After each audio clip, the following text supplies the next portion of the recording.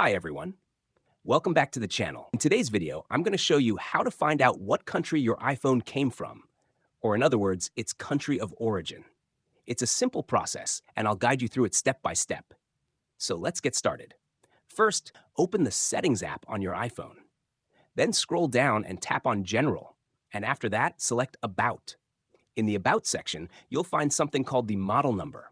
It's usually a mix of letters and numbers, something like MGJ3HN/A.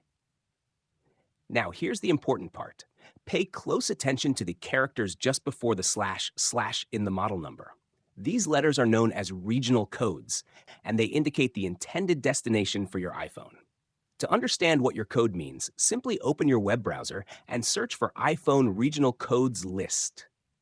From the search results, click on one of the links, and you'll find a full table that shows which codes match which countries or regions.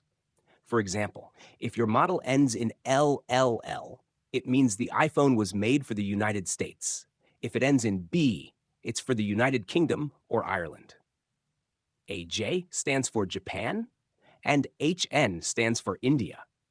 Keep in mind, though, that these codes tell you the destination region, but not necessarily where the iPhone was assembled.